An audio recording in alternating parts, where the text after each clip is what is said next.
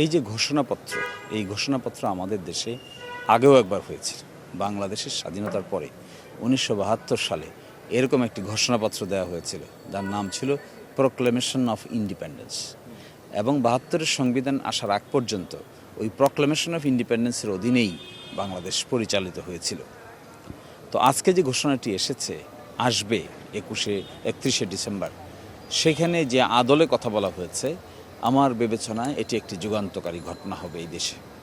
একথা সত্যি, এটা আরও আগে হলে ভালো হতো, কিন্তু তারপরেও এখন এসে ভূতাপেক্ষভাবে বা রেট্রোস্পেক্টিভ এফেক্ট দিয়ে 5ই আগস্ট থেকে যে কথাগুলো এখানে বলা হচ্ছে, এগুলো আমাদের জাতির আশা আকাঙ্ক্ষার প্রতীকে পরিণত হবে। এখানে বলা হচ্ছে যে বাংলাদেশ নামক রাষ্ট্রটি হঠাৎ করে ডেভেলপ করেনি। এর সঙ্গে 1947 সালের মিলবন্ধন আছে, 71 সালের মিলবন্ধন আছে, স্বৈরাচার বিরোধী আন্দোলন আছে, 1/11-এর সেটেলমেন্ট আছে, এবং সর্বশেষ যে 5ই আগস্টের বিপ্লব হয়েছে বা গণ অভ্যুত্থান হয়েছে, তার একটি যুগসূত্র আছে। এবং এখানে স্পষ্ট করে বলছেন যে যেহেতু আমরা একটি বন্দোবস্ত তৈরি করতে পারিনি, আমরা বিভিন্ন সময় যে উদ্যোগ নিয়েছি জাতি হিসেবে, সব কিছুই ফেল করেছে। আমরা বাকশাল বানাতে চেষ্টা করেছিলাম, এটা ফেল করেছে। আমরা চেষ্টা করেছিলাম এই দেশের প্রপার রাজনৈতিক ব্যবস্থাপনা তৈরি করতে, এটাও ফেল করেছে। দলগুলোর মধ্যে পারস্পরিক কেওয়াস বিল্ড আপ হয়েছে, শাসন প্রতিষ্ঠা করা যায় নাই, বিচারের শাসন প্রতিষ্ঠা করা যায় নাই, এবং এমন নির্বাচন সর্বশেষ আমরা উপহার দিয়েছি, এগুলো মকারিতে পরিণত হয়েছে।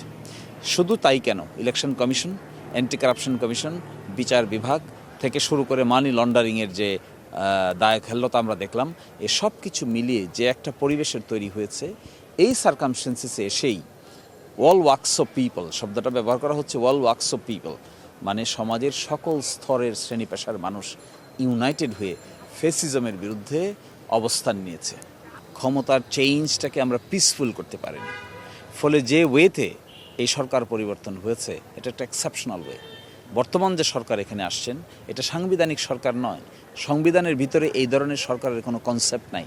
আমাদের সংবিধানের ভিতরে এই পদ্ধতিতে সরকার পরিবর্তনের কোনো মেকানিজম নাই। তাহলে কি করে সরকার পরিবর্তন? আজকে এসে ছাত্ররা বলছেন যে এটাই পিপলস পাওয়ার, এটাই সভারেন পিপল, স্বাধীন সার্বভৌম জনগণের ইচ্ছা। এই স্বাধীন সার্বভৌম জনগণের ইচ্ছা প্রকাশিত হয়েছে একটা অভ্যুত্থানের মাধ্যমে। এই পর্যায়ে এসে এই ঘোষণাপত্রটা আমার বিবেচনায় ঐক্যের দ্বারকে আরও মজবুত করবে। কারণ এই ঘোষণাপত্র সকলকেই অ্যাড্রেস করা হয়েছে, কোনো শ্রেণী পেশা কাউকেই বাদ দেওয়া হয়নি।